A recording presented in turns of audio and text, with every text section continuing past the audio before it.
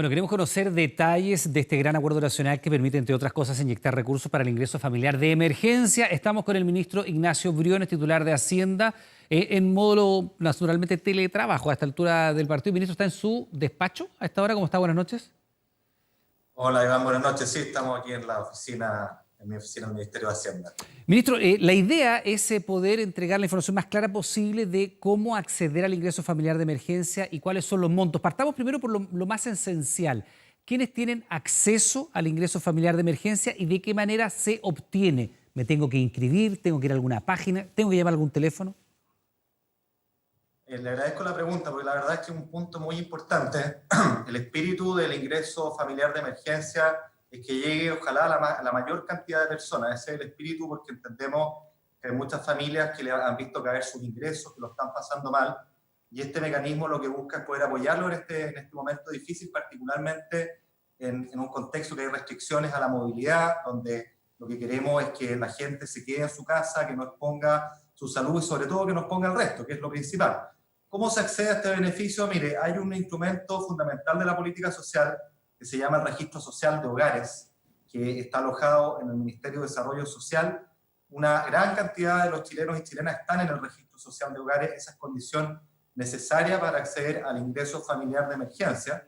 Y una de las cosas importantes que se hace en este acuerdo es ampliar el indicador socioeconómico de emergencia, que es un indicador, si usted quiere, de los ingresos corrientes que las personas, las familias están teniendo, que hoy día lo estamos ampliando al 80% de la población, de forma tal de llegar a la clase media. En lo concreto, la página web ingresodeemergencia.cl, quienes nos escuchan pueden inscribirse, si no tienen registro social de hogares, hacerlo, y sobre todo acceder o solicitar este indicador socioeconómico de emergencia que busca dar cuenta de cuáles son los ingresos que las familias están teniendo.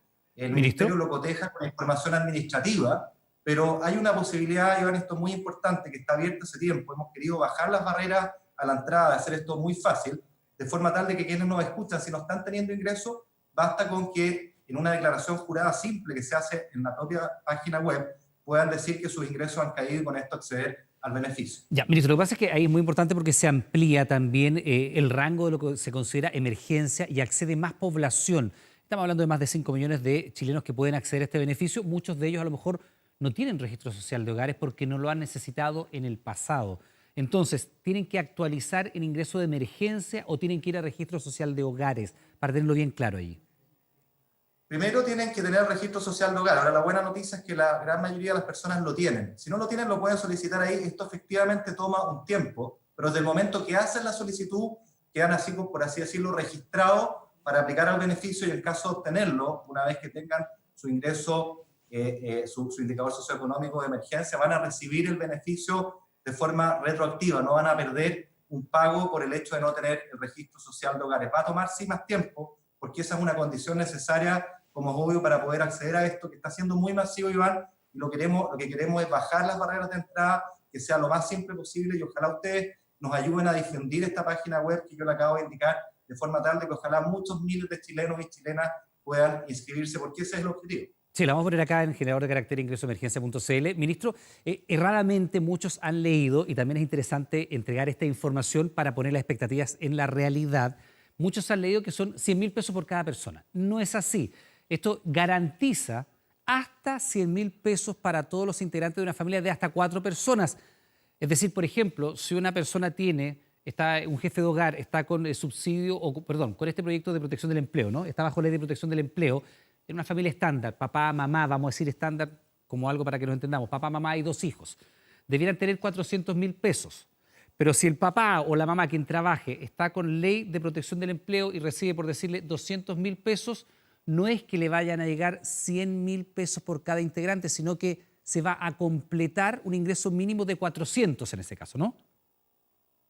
Así es, eso que usted dice es muy, muy importante, Iván. Hay que entender que este nuevo diseño del ingreso familiar de emergencia lo que hace es convertir al ingreso familiar de emergencia en una suerte de plataforma de la cual cuelgan las distintas fuentes de ingresos de las familias chilenas. Entonces, por ejemplo, en el caso que usted decía, si hay un trabajador que hoy día está cesante, por ejemplo, y está recibiendo un ingreso del seguro cesantía, por ejemplo, 225.000 pesos, y tiene una familia de 4 personas, lo que hace el ingreso familiar es complementar el ingreso de forma tal de llegar a los 400.000 pesos.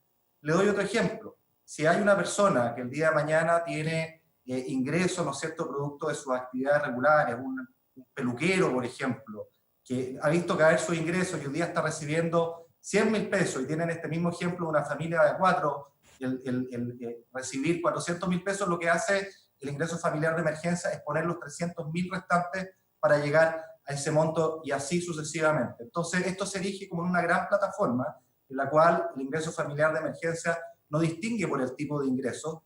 Lo importante es que haya ingresos. Si es cero, le va a poner 400.000, si hay algo, le va a poner la diferencia y de esta forma se convierte en un instrumento mucho más expedito, mucho más fácil para enfrentar esta emergencia y sobre todo atender con mayor fuerza a aquellos que tienen menos ingresos, ¿no es cierto?, suplementándoles una mayor cantidad de sus ingresos, y a quienes tienen más ingresos les va a poner algo menos, pero lo que se trata es asegurar que en este periodo de emergencia la familia, esta familia de 4, en nuestro ejemplo, reciba al final del día por sus ingresos propios, por el complemento del ingreso familiar de emergencia, un ingreso de 400.000 pesos. Naturalmente estos montos cambian en función de los números de integrantes de la familia, pero creo que es útil para ejemplificar, remitirnos a una familia de 4 personas para ilustrar de qué se trata esto. Sí, además después de 4 integrantes comienza a decrecer, 467, en fin, va decreciendo. Son hasta 100.000 para una familia de hasta 4 personas y de ahí va decreciendo. Y también en ese sentido, ministro, por ejemplo, las personas que reciben una pensión básica solidaria no están dentro de este beneficio porque ya tienen el umbral, ¿no?, de los 100.000 pesos de ingreso.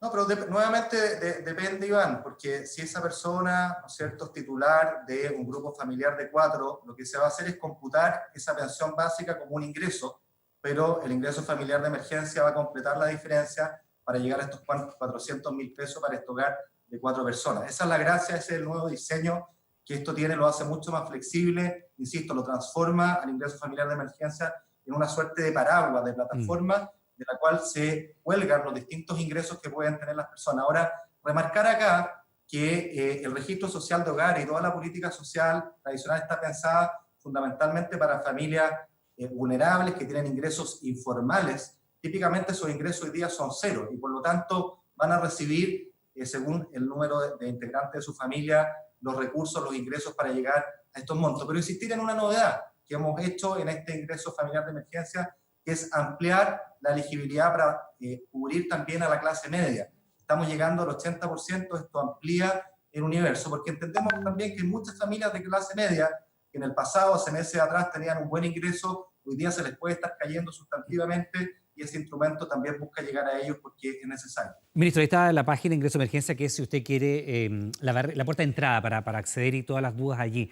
Pero quiero preguntarle por lo macro, porque cuando hemos conversado en otras oportunidades, usted nos ha dado un umbral y cuando ha hablado del término hibernación, decía 3 meses, 4 meses, lo hemos conversado acá en el estudio, otra vez a distancia, pero ahora se está planteando este gran paquete económico, son 12.000 millones de dólares, es más de lo que el gobierno estaba en principio dispuesto a poner sobre la mesa, se llega a este acuerdo nacional y se pone un horizonte de hasta 2 años.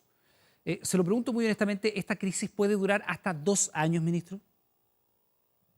Esperamos que no, honestamente, la parte sanitaria, pero quiero poner en perspectiva lo que usted señala porque es muy importante. Nosotros en el pasado hemos dicho y hemos insistido y lo refrendamos, lo refrendo hoy día mismo, que no se pueden gastar todos los recursos hoy día de una. Hay que guardar para lo que sigue. Y este acuerdo, por este plan de emergencia, lo que hace es reconocer aquello y ponerle un horizonte de 24 meses.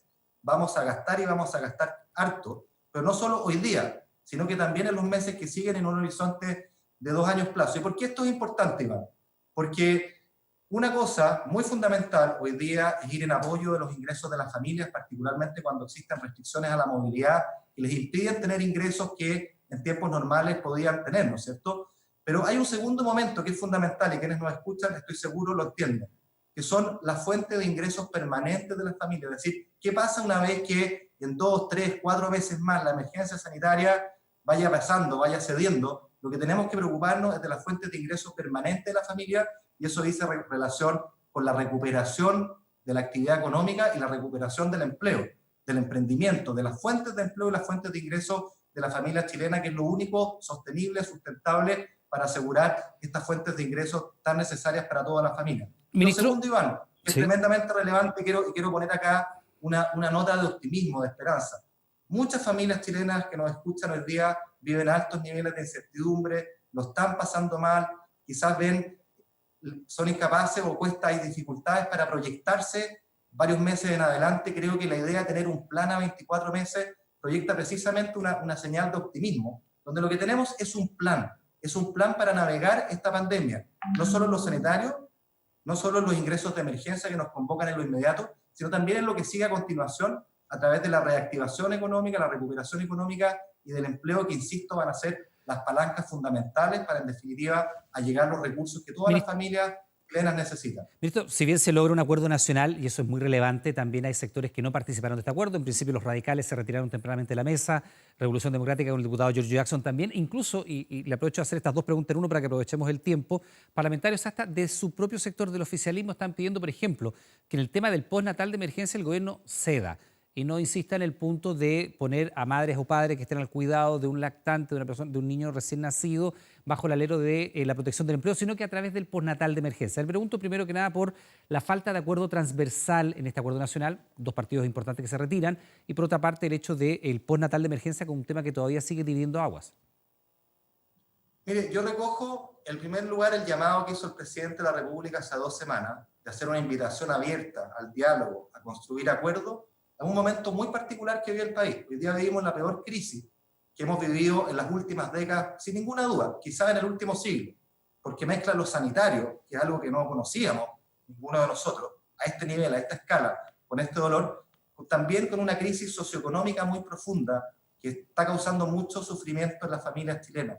Y para eso hay que tener un plan, y para tener ese plan hay que buscar acuerdos. Ese llamado al presidente de la República fue fundamental para situar la discusión no en una discusión de múltiples cosas, sino que en un plan de emergencia que le diera luz a las familias chilenas para poder navegar esta pandemia. En lo fiscal, en la protección de los ingresos de la familia y en la recuperación económica y del empleo, que es fundamental, Iván. Entonces, primero, eso es lo principal. Segundo, ante esta emergencia, la verdad es que lo que uno espera es que vuelvan los acuerdos, que vuelva la buena política, el diálogo, que nos sentemos en una mesa a buscar todos juntos, independiente de nuestras posturas políticas, cómo buscamos, cómo logramos lo mejor para Chile ante este difícil momento que requiere el concurso de todos. Yo quiero ser insistente en eso.